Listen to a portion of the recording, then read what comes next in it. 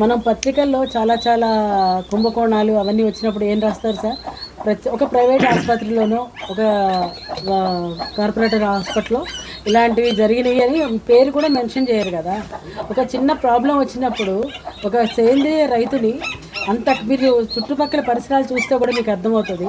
అంత కష్టపడి 30 years నుంచి ఒక సామ్రాజ్యాన్ని నిర్మించుకొని అంత కష్టపడి సేంద్రియ పదార్థాలను చేసే ఒక రైతుని డైరెక్ట్గా మీకు ఎలా బ్లేమ్ చేయాలనిపించింది సార్? అది ఎందుకు కొంచెం ఆలోచించలేకపోయారు?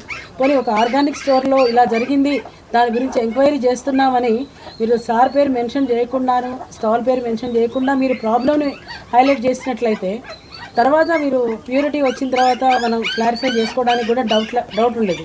అదే ఎన్ని కంప్లైంట్స్ వచ్చినా కూడా వాటి రిజల్ట్ ఎప్పుడు మనం పేపర్లో రాగా అయితే నేను చూడలేదు. చిన్న ఇష్యూని దాన్ని కరెక్ట్గా చేసి మీడియా మిత్రులు కాకుండా మళ్ళీ ఈ సోషల్ మీడియాలో కూడా అదే రికార్డ్ చేసి పంపిస్తే ఆ మనిషికి వ్యక్తిత్వం ఎంత దెబ్బతింటుంది, మానసికంగా ఎంత దెబ్బతింటారు. అంటే సమాజానికి ఏదో చేయాలి అనేటటువంటి దృక్పథంతో చేస్తున్నారు. ఎన్నో ఫెసిలిటీస్ చేసుకోగలిగి ఉండి కూడా మీరు పక్కన చూడండి, ఆవులు ఇలా ఉండి చేసేవాళ్ళు ఎంతమంది ఉన్నారండి ఇవాళ రేపు రోజుల్లో. నెక్స్ట్ జనరేషన్స్కి వాళ్ళకి మోటివేట్ చేస్తూ వాళ్ళని చేసుకోవాలని అనుకున్నాము.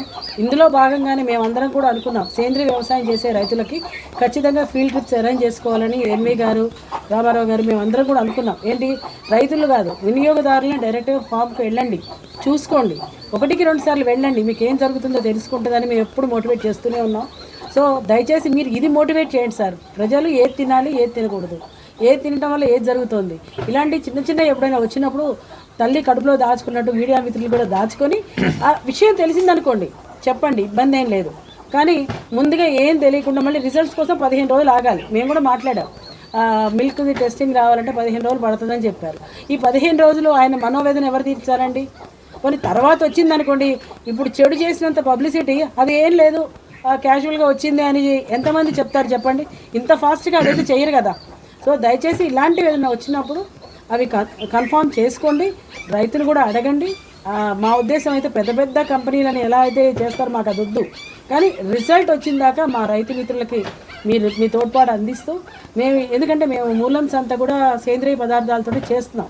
అన్నీ మనం కన్ఫామ్ చేయలేము, కొన్ని చేస్తాం. మాది కూడా ఏదో చిన్న వచ్చినప్పుడు మేము దృష్టిలోకి వచ్చి చేస్తూనే ఉన్నామండి. ఇలాంటివి హైలైట్ అయితే అసలే మూలిగే నక్క మీద తాటిబండి పడ్డట్లే. అసలే మీరు చేస్తున్నారా, మాకు ఎంత ఎఫెక్ట్ పడిందంటే వాళ్ళు వచ్చిన వాళ్ళ ప్రశ్న చేస్తున్నారు మనల్ని, మీకు చూస్తున్నారా చేస్తున్నారా అన్నప్పుడు మేము చెప్తున్నాం మీరు వెళ్ళండి. రామారావు గారి పొలం ఎంత దూరం ఉందండి? ఖమ్మంకి 10 కిలోమీటర్లు ఉంది. మీరు అమ్మేది ఇక్కడ ఎంత దూరం ఉందండి? ముందు 10 మంది రైతులు వస్తానంటే ఆయన భోజనం కూడా ఏర్పాటు చేస్తారు కదా చక్కగా.